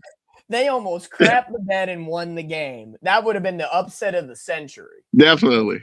But Texans did what they were supposed to do. Games like this one, because we were sitting there talking, the Texans for real, Davis Mills fucking bailing them out while CJ down. That fucking defense is balling. And they play like this against the Raiders. This fucking season, dude, I swear is the most random fucking thing I ever saw, man. Yep. Of course they were going to play. It's the Raiders. You're not going to play them hard, man. And they just took advantage of a soft gameplay. But look, even though they were playing soft, they still won. So not much to say, man. All right, so that moves us on to the Peacock game of the week. The New England Patriots keep rolling. They are impressive, undefeated, 7-0 on the road, 12-3 overall, holding on to a tie for that first spot in the AFC. Drake May didn't start so well, but finished the game strong, 31-44, 382 touchdowns. The big questions I have in this one, because need I say it, the Patriots are playing like the Patriots, and they look really good. And they're priming themselves for a deep playoff run. But the Ravens now fall back to 7-8. Now, what is it, a game or 2 behind the Steelers? 2. Yeah, 2 games. It's not looking good. Season's on freaking life support. Are they aging themselves out? Too many veterans? And is Jackson the guy for the rebuild? Because, again, he's not a pocket passer. He's getting older. He's going to want some more money in that contract. So are the Ravens in a really, really rebuild, blow it up, like get rid of coach, get rid of everybody? Or can we shuffle the deck for next year? I don't know, man. I think it's time to make some changes, because we've seen this same show 5-6 years already. And they have great glimpses and great moments where you think, oh, they're going to win the Super Bowl. And then it goes down. And right now, they had a golden opportunity to catch the Steelers, and they blew it. So I think it's time we blow this team up. I don't know if Lamar Jackson is your future quarterback. Like you said, Todd, a part of his reason of being great was he was able to use his feet because he's not a real pocket quarterback. But as you get older, them feet don't shuffle as good as they used to be. So his value as a quarterback, as a dual threat, might be dwindling down, and you rather get rid of him now than later. Because we saw what happened with Ben Roethlisberger, when you kept him too long, it hurt him. So I think now will be the time to get rid of him, especially when you drafted him for that dual threat running and passing. So I think it's time to blow that team up. Yeah, I could see them blowing it up, but I don't think they will. They know Lamar Jackson is somewhat still in his prime, but as Maddie said, when you start losing the feet, you're not as a dual threat quarterback. He's getting more injured this year, and he's not running the ball, so it's not like he's taking bad hits. It's all this in the pocket situational work. That to me is a red flag. Like, I know you got Derrick Henry. I'm not sure what his contract numbers are, but Derrick Henry, if they blow it up and rebuild, he's not going to stay for a rebuild. They don't have a wide receiving core. Sorry, Zay Flowers getting into the Pro Bowl. I know the Pro Bowl's BS within itself, but he's got 2 touchdowns this year and 3 fumbles, and you're in the Pro Bowl. Stop it. Get out of town. Stop it. I'm with you on that. It's fan vote, but, just optically speaking, their tight end situation is atrocious. Their defense is atrocious. And maybe, like I said about Tomlin, I think Tomlin's keeping his job in Pittsburgh right now. Is Harbaugh's time done in Baltimore after all these years now? These steadfast head coaches that are in this division, it's a little interesting to me. If the Ravens blow it up, I wouldn't be shocked to see Lamar Jackson going to like a Raiders type situation. But I don't think realistically that would have to be a trade, though. Yeah, that's what I'm saying. Trade situation. Realistically, I don't see Baltimore blowing it up. I just can't see it happening. It'd be hard. I agree. I'm with you 100%, Dom. I don't think they're gonna blow it up. Who do you replace Harbaugh with? There's fucking nobody out there worth the shit bringing in. No. I feel like anybody you bring in now, you're gonna be fired in fucking 2 or 3 years. So keep Harbaugh. He's fucking proven.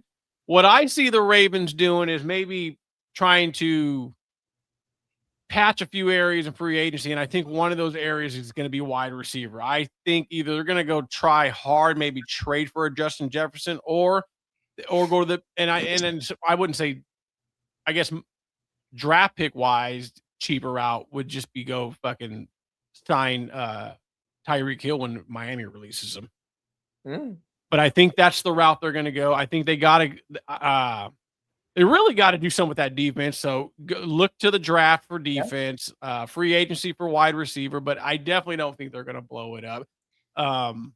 That's what makes Baltimore successful in the past. It was their defense that led the way, because, Joe Flacco winning a Super Bowl, and I can say it, they beat the 49ers on a bullshit holding call in the end zone, but in the past, I've let it go. It's fine.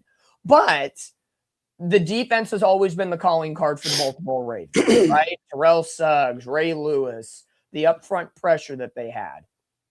Maybe they just need to get back to their formula. True. Rely on the defense. They have focused way too much of making Lamar happy, and I think they've strayed away from makes Baltimore. Facts. So if that's trading him away or just saying, hey, figure the fuck out, we're beefing up the defense with all the free agent cap space we have. Yep. And we paid you all this money. You better figure it the fuck out. Yeah, I think they spent too much on Jackson, but so that'll move us on to the Monday Night Football game, and Dom will take this one over here in a second. Look, this is one of the better performances since Joe Montana, 5 touchdowns in the game, but you can't take away from the old man Rivers. He played his ass off too, and had it not been for that tipped interception in the fourth quarter, they were going to try to make it a 1-score game. This was a back and forth game. The Colts had no freaking answer for Purdy and the Niners, man. They did whatever the hell they wanted to. So I'm pretty sure Dom was happy, because Steve Lease was, because all I got when I was like, man, I don't want to watch this, I kept getting texts. So I know they were scoring. I got bang, bang. So I was like, oh, there's another touchdown. No, I'll first and foremost, props to Phillip Rivers. Like, he had a very good game. It was highly competitive, high scoring performance. I'm going to definitely say a very good game overall. And I know Indiana, what's his mother? What's the fool guy say? He's that when you throw the ball a yard. Really? Okay, well, really, the Kittle touchdown, 20-plus yards, throws down the field. DeMarcus Robinson touchdown. The Ton just one that didn't count, but then McCaffrey scores. Listen here. Listen, welcome. We're going to screw it. The Niners won. Defense needs to continue to improve. They're getting stronger. The offense is stud. A great performance on Monday night. Let's see here. Oh, look, stats. Brock Purdy, analysis. Deep passes 20 yards or more, and this is a guy that has been injured for half the season. Deep passes 20 yards or more. The NFL average rate is 11.6% because you got some shit quarterbacks in the league. Brock Purdy's at 40.7%. Hey, guess what? 23 yards is more than 20. That counts as a long pass. Intermediate throws, 10 to 19 yards, 80.4%, top 10 in the NFL. PFF grades, top 10 in the NFL. Outside the numbers to the edges, top 10 in the NFL. And this is a guy that's been hurt. I'm just saying, some people's teams, even if they're on a 3-game winning streak and have a bad budget, need to pay attention and watch how a functionality. Blew his fucking cover. Love you. Sometimes. God dang, man. Some people won't know. Mac Jones helping know. These are Brock Purdy specific numbers. I love having it fun for me. Dom on demon time. Yeah, he is. No, I think this is for the Niners. In all honesty, like we say about all teams, you want to trend in the right direction to the playoffs. And I know there's 2 big games on tap with the Bears on Sunday night in Seattle. The Niners are in the playoffs no matter what. And by all honesty, bias aside, for a team that had been wrecked with injuries the first quarter of the season to be just in the dance is massive with where this team was. And to get healthier, yes, I'll be a little bitter. George Kittle is probably 50-50 after a nasty hip drop tackle on the second. His ankle, we'll see how that works out. So much for throwing flags for hip drop tackles. But we'll see how we go. Keep getting healthier, keep getting better. And Niners make the playoffs. I don't want to say it. Todd will love it. Master plan. That's all I'll say. Todd loves it. You love it. You love it. Anyone else got any comments on this game before we move on? I thought Jimmy. I ain't gonna lie. I didn't watch it because I was fixing a garage, but I saw the highlights. I just got to say, Brock Purdy played probably one of his greatest games in a long time with the Niners. Probably his greatest game ever. 5 touchdowns. That the NFC title against the Lions. Yeah. So good for him. Hey, real quick. I thought Jimmy G was white. He was the Italian stallion. Yeah, Yeah. Italian's white. Pretty much. White as Irish too, man. Pretty much. Hey, whatever works. It's fine. It depends on the Italian because they got that olive skin. So Yeah, hey, Purdy can be Italian any day. yep. So there's our wrap up there for week 17 or 16. We took a long time with that. Yeah, we did. Well, hey, an hour and 20 minutes was Todd in the Seahawks. Yeah, I know, dude. Fuck. Hey, he had to get that off his chest. Yeah, that was the biggest game of the year, man. All right, so week 17, we're gonna rapid fire through this one, but before Let's do it. Let's do the standings really quick. Producer to the stars. Man. Overall or weekly? Let's just do overall real quick. All right. Overall, for the viewers, in first place, Omar Alcantar. Second place, Second place, Coach Mateo. Third place, Mario. Fourth place, Rob. Fifth place, Matt Mativier. In sixth place, Eric Ward. For the host, Dominic in first place, Todd in second, Matty in third, and me in the booty hole. All right, let's move on to them picks.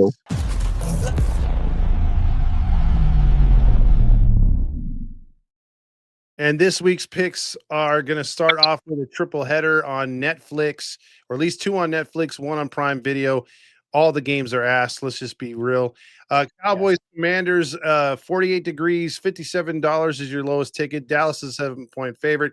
I don't need the 20 seconds. Dallas will blow out because they're going to just screw up their draft picks. I'm with you. We're going to screw up. Give me Cowboys.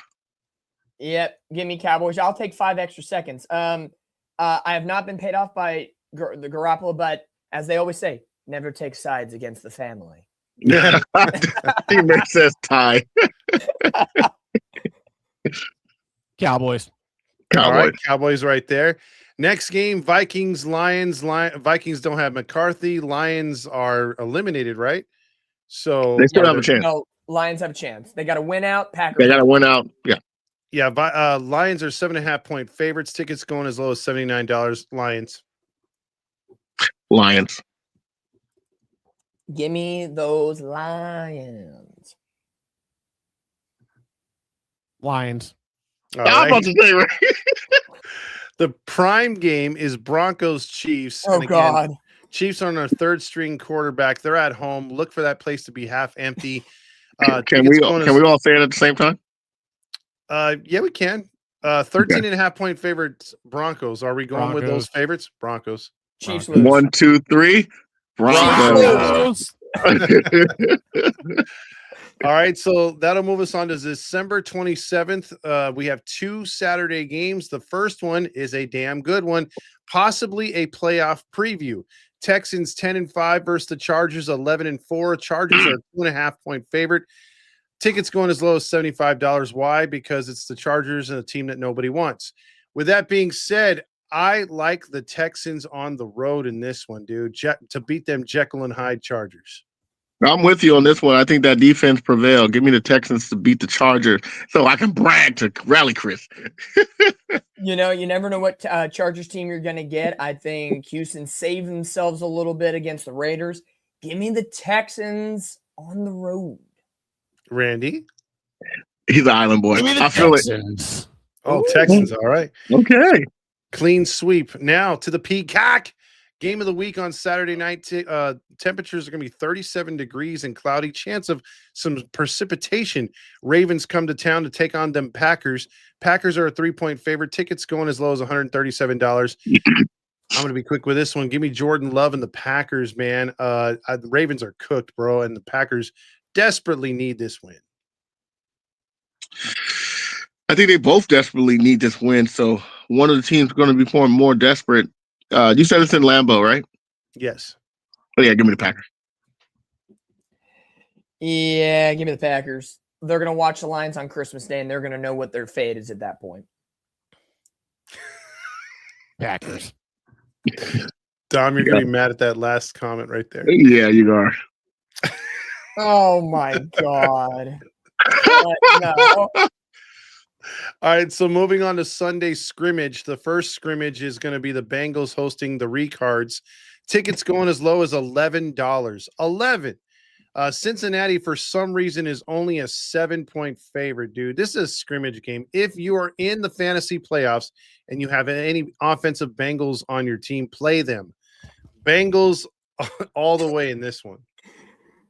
Bengals. Cincinnati. Come on here, folks. Welcome to the jungle. There you go. A clean sweep for all these.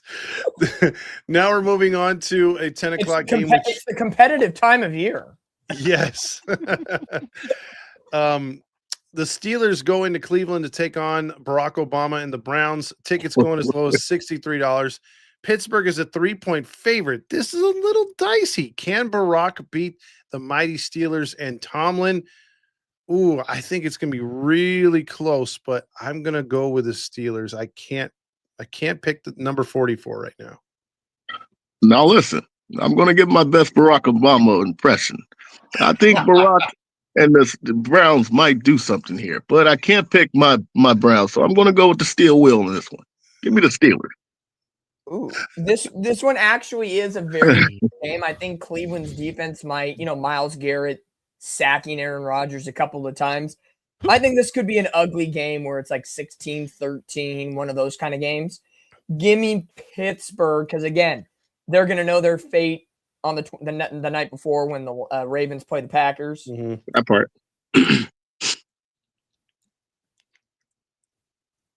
Randy, don't do it. Don't do it. Don't do it. I will say though, this next game. What? We haven't had one yet? I thought Christmas was. Nah, well, this one's pretty crusty. I think I know which one it is. Saints go in to play on the Titans. For some reason, someone's going to pay $58 to sit nosebleed in this game. 2.5-point favorite is the Saints. 60 degrees in Nashville. Give me the Saints. I think they're going to march into town and get another W. I don't know. You saw the Titans against the Chiefs, man. They blew them out. Nah, give me the Saints. Yeah, no, give me New Orleans. They'll strut down Broad Street with the win. Hey, Maverick. Maverick. Maverick, who you got? Saints, baby. I thought Maverick was going to be an island dog. No islands yet. I think we all are pretty much picked the same team. There's been no disagreement so far. There's another who gives a fuck game for sure. You're gonna see it. Well, yeah, there's gonna be a couple more, but this one could be kind of decent, although it could be a slaughter too. Jacksonville's a 6.5-point favorite on the road in Indy to take on the Colts. Tickets going as low as $68. Jaguars look to improve their playoff positioning, and I think they will. Old Man Rivers will keep it close, but give me the Jags. Old Man River is going to lose. Give me the Jags. Philip Rivers will cry us a river as Jacksonville wins. Keep it going, Randy. Give us a song. After what I saw against here we go. Niners, I still don't think it's enough. Give me the Jags. All right, so that moves us on to Miami Dolphins. Miami Dolphins. Dude, this is the only weather that's 80 degrees this time of year, and that's in Miami. It's the Battle of Florida. Tampa Bay comes into town desperately needing a win. Miami trying to do something right there. They are 5.5-point home underdogs. Tickets going as low as $87. Only because they got to have this win. Give me the Buccaneers. I don't know, man. Dolphins might play the role of the spoiler. Ooh, that's a good one. Give me the Bucks in a close one. I think it's going to be a close game. Yeah, Tampa Bay's got to have this game. Quinn Ewers not going to get it done. If it was Tua, maybe because he has a better opportunity, but give me the Bucks. They need it. Bucks. All right. That now moves us on to Randy's team. The Jets 3-12 are a 13.5-point underdog at home against the Patriots, who are the opposite, 12-3, 7-0 on the road. $34 is the cheapest ticket. Hate to say it, Randy, but Patriots by murder. Yeah, give me the Patriots. Just for Randy's case, whenever we say by murder, something strange happens. I know. I'm going to say Patriots belt to ass. There you go. Adjust it a little bit. Belt to ass. Like that. Patriots dick in ears. You're not gonna pick your team, Randy? What? I guess the Patriots? Dude, it's probably going to be like 34-10. True. Now here's one. I just realized I haven't gave any scores tonight. I know, right? Now it moves us on to another 10 o'clock game. Seattle goes into Carolina to play the Panthers. This might get some division in the picks. Seattle going in as a 7-point favorite. Tickets going as low as $96, 64 degrees. All I got to say is don't throw the ball to Cooper Kupp and you'll be fine. Defense looks all right. They should get the W. I'm crossing my fingers we get a road win. Let's go Hawks. I got to go with Seattle in this one. I'm picking Seattle. By all means, I would love an upset in this game. I would love it. It would be a great I bet you would. present. It would be great. But Seattle, to me, is the better team, even though it's in Carolina. Rams lost there. It's a tough place. They're playing well. They got a little hype, pop and circumstance. But Seattle's on business. They know the following week's going to be the showdown. Absolutely.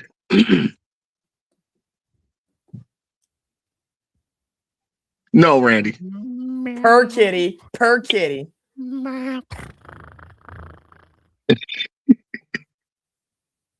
Listen to what I got to say here, boys. Oh, here we go. The Hawks coming off an emotional win against the Rams. Listening. On the road in Carolina. Oh, I'm an island boy. Yes, I'm an island boy. I'm just trying to be. Yes, I'm an island boy. I'm the only one that picked the team. We got our first island We're boy. shutting Todd up this week, baby. That's going to be a long show next week. When Hey. Oh no, it's going to be a 5-second rant next week for Toddy. I will say this. I'm going to be here. Bye. Randy, I will say this. You have been the most persistent when it comes to picking the Panthers this year. So at least you stick with your guns on that one. At least with all the picks last week, Randy is not the only person on this panel that has a sub 500 record on Island Boys. Todd is a gracious 9-11. There you go. That's also my birthday. That's right. Yeah. So now, if who gives a fuck game of the week Had was a poster child. had a poster child, this is it. This could be the who gives a fuck game of the year. So we had the game of the year, Seattle and the Rams. This could be. Oh, there you go. Thank you. Yay. Lamar Fat Ass baby. Jackson. Yes, The- sir. The next game we got is the Giants at Raiders. The Raiders 2-13 versus 2-13. Can we get a tie in this one? Giants haven't won on the road all year. Vegas is a 1.5 point favorite. God, do we have to pick the? I don't know who to pick, to be honest. Is this the Mulligan game? No. It might be. Give me the Raiders to Oh, win. wow. Yeah, I'm picking the Raiders to finally win a game after all these weeks of losing. Give me the Raiders. I'm going with Lamar Fat Ass Jackson on this one. I have honestly, what? Like, they played good against Houston, so it confused me. If they got blown out by Houston, I'd feel comfortable picking the Giants. But then the Giants, Jackson Dart, got 0.02 fantasy points playing Minnesota. It doesn't make any effing sense. Giants have won no freaking road game. Well, you Why got. not do it this week? Give me the Giants. Oh! Is he an island boy? Is he an island boy, Randy? I'm gonna be a freaking idiot. I know. Randy. Uh-oh. Oh, I'm an island boy. Yes, I'm an island boy. I'm just trying to be. Yes, I'm an island boy. I'm the only one that picked the team.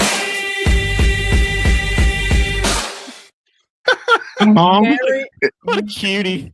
Merry Christmas, you filthy animals. There you go. A Home Alone reference there. I love it. All right, we got a good one on Fox. It's the Unbelievable. Eagles going into Buffalo. Buffalo is a 1.5 point favorite. This is a toss-up right here. But I like Josh Allen and the Bills to edge one out against the Eagles. I think they cover that spread by 4. Give me the Bills. If the Eagles were playing for more than just second place, I would pick the Eagles. So I'm going to go with the Bills on this one. That's right, Maverick. Tell my pick. He knows the secret sauce. Give me because it's in Buffalo. Give me Josh Allen in that case. Close game. This has to be the Bills' springboard to the playoffs. This is where their momentum starts. They have to. All right, before I answer this door, give me the Eagles, baby. I'm my island boy. Yes, You you are. are. I'm an island boy. Yes, I'm an island boy. I'm just trying to be. Yes, I'm an island boy. I'm the only one that picked the team. He was so shocked he wasn't sure he was. He's playing those boobies like they were bongos. No, it's funny. He hit the play button and he left the screen. It was almost like he danced for us on the other He side. did. That's true. I think he did. Now we move on to the Peacock game of the God. week. It's the Bears going into Santa Clara to take on the This is a good one. 49ers. Both teams are 11-4. This could be This game of is the a week. good one. Tickets going as low as just $340 to sit nosebleed. Niners are 3-point favorites. I disagree with Vegas. Give me the Bears. This is a good one. To ruin Dom's master plan. Hey, all plans got a beginning and it has an end. And I think it ends this week with your plan, Dom. Give me the Bears in an upset. I will have no problem being an Island boy in this one. It's going to be a close game. It's a dogfight. This is probably one of the few competitive games over the weekend. Come on. What are we thinking here, folks? Are we dumb? We know where I'm going. Give me the Niners. Let's go. Randy. What? You know what to do, Randy. Just show my cokehead and everything. Cue the music. Cue the music, Randy. Let's do it. Oh, I'm an island. What? Give me the Niners, baby. I don't think Oh. the Bears. I think they drop it this year. I think they're on a little emotional high after that big win against the Packers. Uh-oh. What a way to rile us up, man. I was looking ready today. You It's slide donkey. Your Niners better not let me down. It's our first split. Okay, I think there's a couple games that are going to decide this week between us. That's for sure. Now the Monday night game, boy, oh boy, if you could flex this one, you would have flexed it already. I hope the Rams lose, but God damn it, the Rams go into Atlanta to take on a really sucky Atlanta Falcons team. The Rams are 7.5 point favorite. Give me the Rams. I'm about to say, don't do it. Don't do it, Todd. Thank you. Yeah, give me the Rams. Scores. Don't forget your scores. Oh, yeah. Rams 40, Falcons 14. I got the Rams. They let their foot off the gas in the fourth quarter. Give me 38-20. I got Rams 34-17. Yeah, you're right. I think the Rams would be ahead in this one big. I'm picking the Rams. I think they're going to let their foot off the gas a little bit in the second half and beat the Falcons 37-14. You know what? You're very close to my score, man. There you go. Is Puka playing? Oh yeah. Yeah, Okay. I don't foresee him being out. he just has to be anti-Semitic a little bit more, and he'll be ready to go. You know what, Todd? Christmas is coming. We'll see what his Christmas Day post is. Yeah. Probably a You goddamn Libra. motherfuckers.